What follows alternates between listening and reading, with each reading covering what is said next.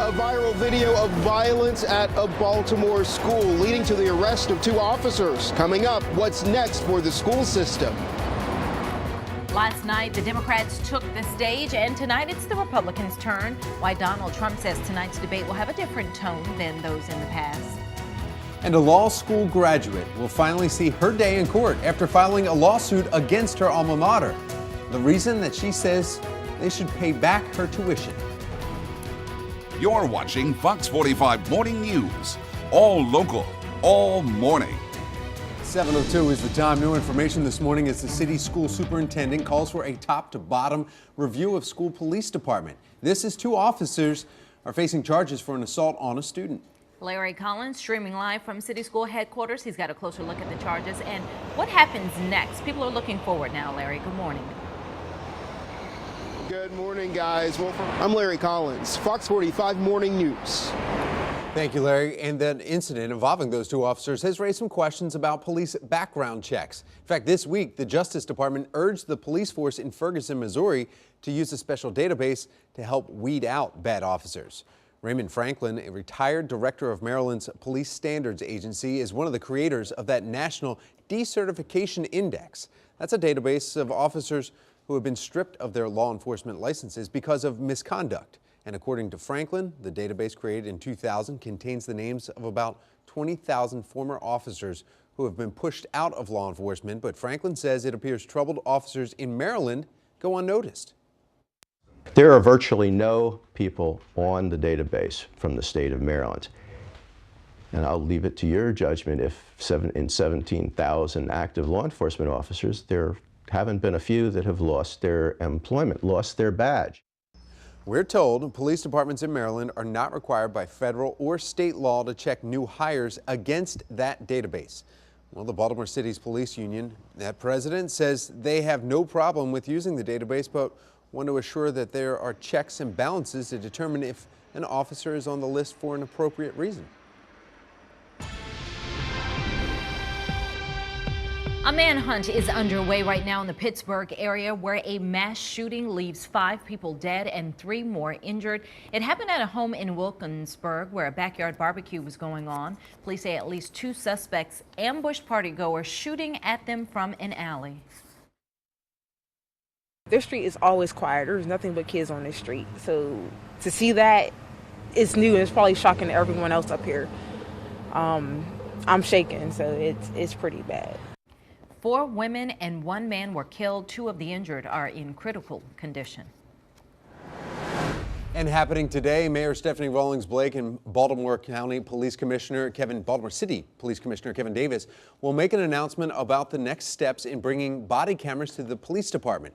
Arizona-based company Taser International is asking for roughly $12 million to outfit officers with its cameras. That announcement is scheduled to begin at 9 o'clock this morning, just a little bit less than 2 hours, and you can watch it right here live. Also happening today, a judge is set to hear arguments after 9 teenagers sue Ohio Secretary of State over the right to vote. The teens, who are all 17, say officials are refusing to allow them to vote in next week's primaries. State law allows 17-year-olds who will turn 18 before the election to vote in the primary. But the teens say Ohio's election manual was changed to specifically forbid 17-year-olds from voting. The Secretary of State says the law banning 17-year-olds from voting, primary voting, has been clear for 30 years. We just made this up. This is the way it's been. There's nothing new here. This is my 6th year as Secretary of State.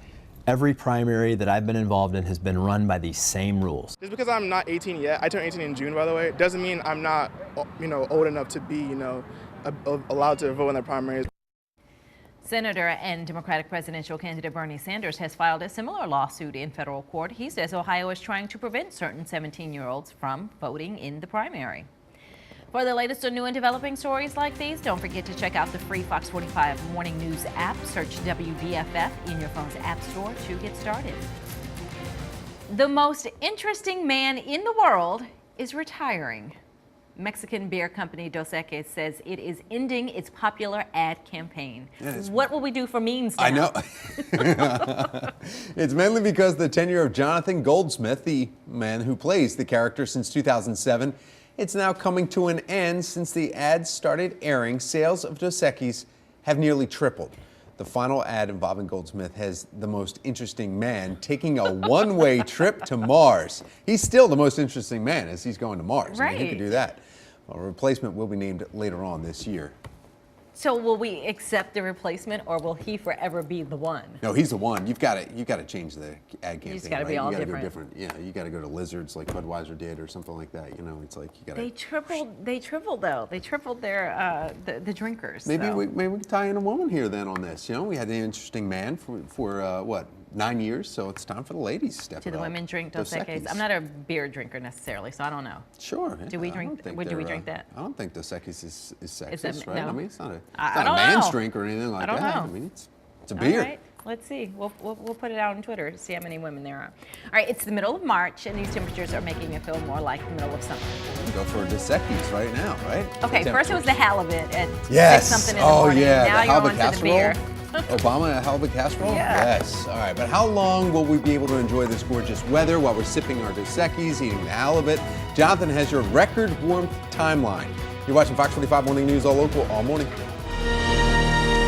For his second year as county executive of Anne Arundel, Steve Shue is making history by cutting certain fees by 50%. Estimated $125 million now stays in his residents' pockets, while new building and renovations continue for schools and libraries. Here now to discuss the changes, County Executive Steve Shue for our Your Voice segment. Thank you so much for coming. Good morning. Thanks Good for having morning. me. All right, so we're talking anywhere from $10 fees for pets down to cutting them in half down to $5. But then later on, you go down a little bit longer and you're making some major cuts to fees and changes here, which adding up to, as I just said, $125 million. Where's the money coming from then once we cut them? Well, one of my administration's top priorities is cutting taxes and fees to make it easier to live and work in our county.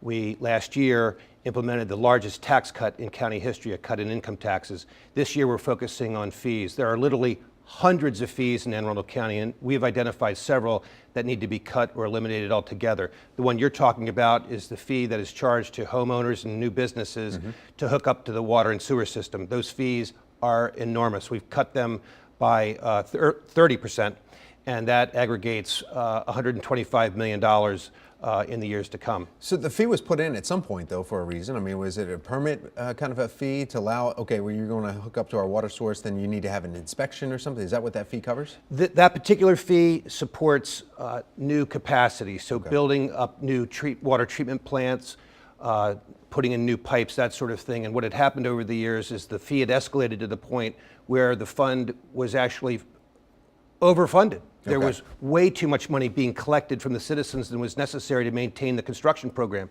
So we've brought the fee down just to the level that is absolutely necessary to maintain a good, strong water and sewer system in our county, and not a penny more.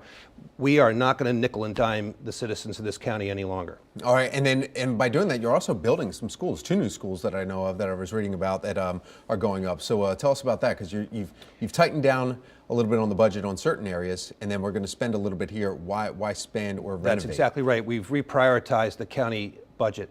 Anne Arundel County has not built an incrementally new high school since 1982. Not one. We have been stuck at 12 high schools, and that's why our high schools have grown larger and larger over the years and are now among the largest average size high schools in the country and are the largest average size in the state. I hear new high school, I think automatically property taxes going up. Nope. We're going to be able to construct new high schools within the existing budget. It's just a matter of prioritization. And until now, there were no high schools planned over the next 10 years. Now we have 3 new high schools planned in our county. And the effect of those 3 new high schools will be to bring down the average size of all of our high schools and make them better learning environments for students. So everyone has a smaller classroom approach, teacher to student ratio too. That's right. County Executive Steve Shue, Anne Arundel County, thank you so much. We appreciate your time. Thanks for having me. Sure. Well, we've been talking about this story for the past 30 minutes. A law school graduate is using her degree to take her alma mater to court to pay for a law school. Why she says they owe her lost wages and what the school is now saying she did wrong.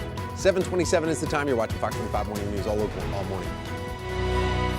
Welcome back to Fox 45 Morning News. 7:30 is the time. I'm Patrice Sanders. And I'm Tom Rogers. Every time we take the Naps Narrow Bridge right here, normally on the half hour is when they raise that bridge too, and you get to see the sailboat. It makes me want to buy a boat. Oh, look at this! Look at that! Like I knew what was happening. No, it's Top and the bottom, they close the bridge, open it up, and see if any sailboats come through. You see the big mast coming through, and every once in a while when it goes up. So I thought you were going to say half hour. every time we take this shot, it's because we're trying to stretch for Jonathan, who went to get coffee and didn't Or make is it back in finishing time. eating his food. Or something.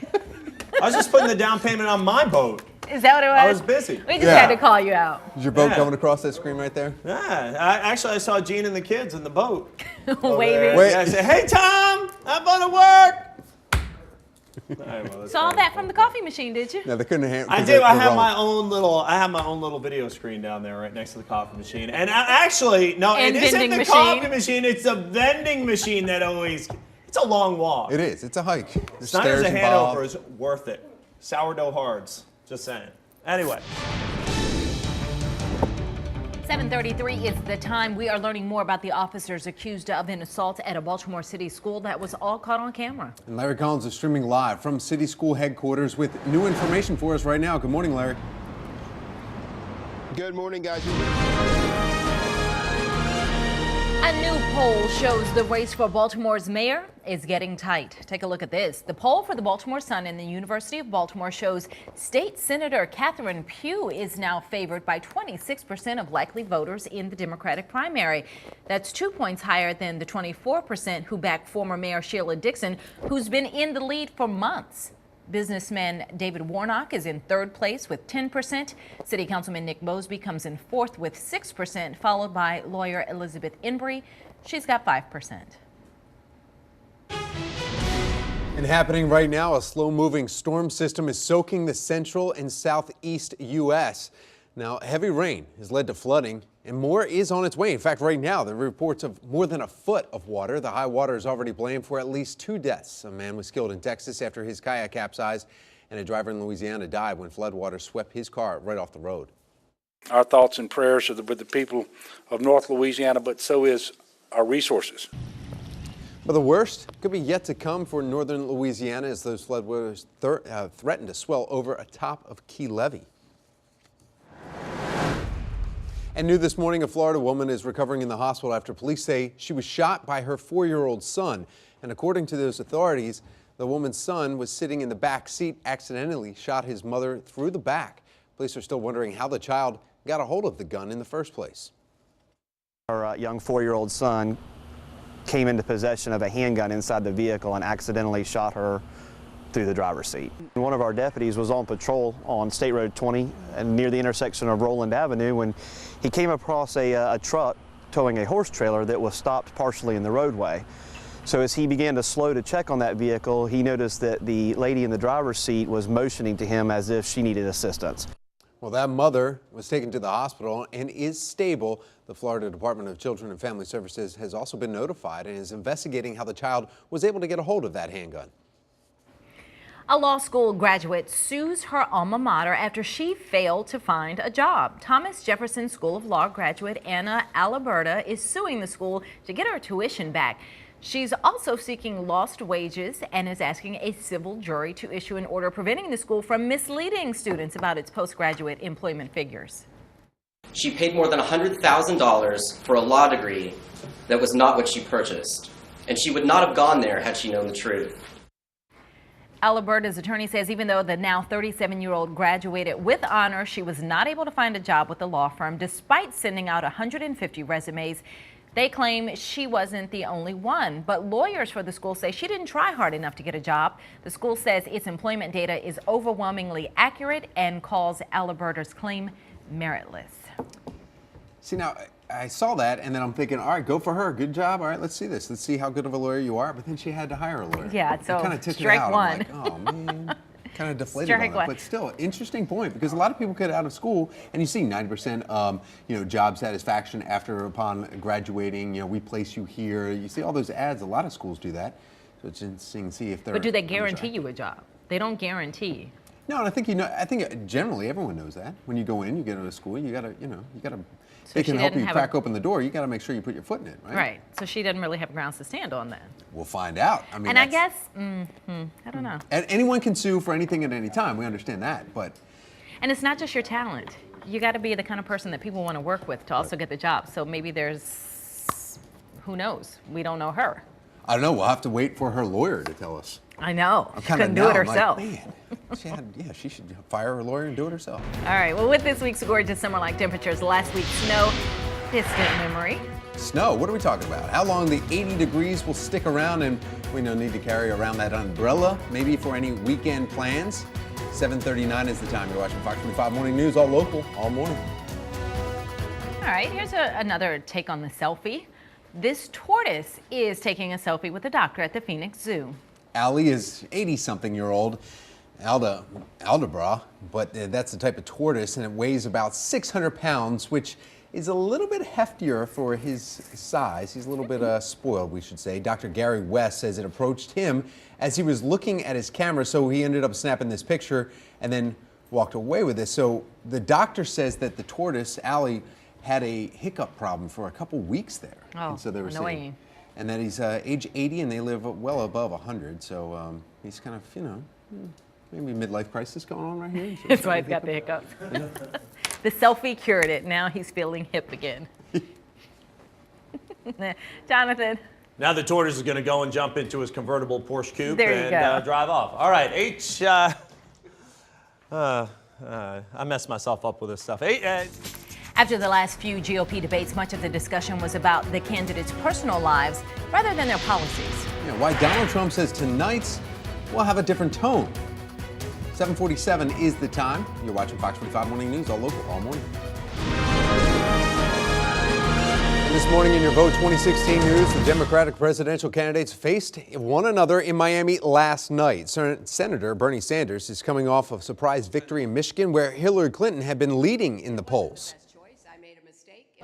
I won one of the contests and lost another close one. This is a marathon, and it's a marathon that can only be carried out by the kind of inclusive campaign that I'm running. You know, when we began this campaign, I was 3% in the polls. We have come a long way in 10 months. Both candidates called for comprehensive immigration reform and a path to citizenship in their opening statements. The candidates also answered in-depth questions about their support for immigration-related legislation and affirmed they are against the deportation of children. Republican White House hopefuls will hit the debate stage tonight in Florida, and the stakes are big heading into another round of key votes next week. As Diane Gallagher reports, Donald Trump is seeking to further cement his path to the nomination as time runs out for some of his rivals. As he's done in the past, Donald Trump is predicting a more civil debate. That's going on in Florida. Something else is down in Florida. That's right, the Orioles spring training, but in less than a month until opening day right here at Camden Yards. And while we first think of the Orioles players, there's an unsung hero getting some much-deserved recognition. We'll be sitting down with head groundskeeper right after the break. 7:52 is the time. We're all looking forward to springtime and Orioles baseball. A central figure behind the Orioles, whose name you may not know as well, is Orioles head groundskeeper Nicole McFadden. She is receiving an award this morning for being a pioneer in her field. Nicole is joining us this morning. Good morning to you, and congratulations. Thank you. You're leaving from here and you're going to receive this award, so Yes. we appreciate you talking with us first. The Star-Spangled Banner Flag House named you the 2016 Mary Pickersgill Award winner. Did you know that name and that award prior to this? You know, not really. I mean, it's fascinating to read her story now after being nominated for the award. And tell us a little bit about her story. So Mary was a pioneer in her field back in the 19th century. She was the person that sewed the flag that inspired the Star-Spangled Banner, and she eventually started a house that helped destitute women and women that were, having hardships at the time. And her being a woman in business in the 19th century was really a pioneer in her field at that time. She had a whole flag business, because Yes. I've learned more about her reading about this now. So Right. A fascinating woman. Do you see parallels between yours? I do. It's interesting that you can still see Mary and women today, just striving to be big business women, and in a time where it's still not, the norm right, to do the that. norm, maybe. or it's a little bit uncommon. We were talking in the commercial before we got started about what you do with the Orioles. You've been doing it for 10 years, and I asked you, does it feel like I'm a woman doing this job, or do you feel like I'm just doing what I love? You know, I'm definitely doing what I love. I love being there. But at first, you know, I never thought it was a gender issue. And then once I got into the field, I was like, oh, there's really not a lot of women in this career. But it's changing rapidly. So I'm excited about that. There's more and more women studying turfgrass science and agriculture and getting into sports field science. So I'm excited about that. And because you were helping to lead the way, so you've got to feel good about that. I feel like, you know, they see me out on the field, you know, thinking, you know, breaking the stereotypes that this isn't really, you know, this grunt work type of, you know, you can use your science and education every day. A part of the reason you're getting this award is not just because you're a pioneer in your field and a leader. It's because you can also inspire and do inspire others. So what is your message to others? I like to incorporate the science that I've learned in school as well as having fun in baseball. And I think when little girls come to the ballpark and they see me out on the field, you know, it might just spark their path in a different direction than what science usually, you know, heads towards. And Jonathan, our meteorologist, already asked you, can he stick a toe on the turf when he comes for opening day? Stay off the grass, please. And that's why she keeps her job, Jonathan. Congratulations to you. Very nice to have you be honored and be with us before you head off over there. We appreciate it. All right, well, coming up, a mom in Michigan is fighting back against her daughter's school ruling. Why school officials say the girl's prom dress is too revealing. 7:57 is the time. You're watching Fox 45 Morning News, all local, all morning.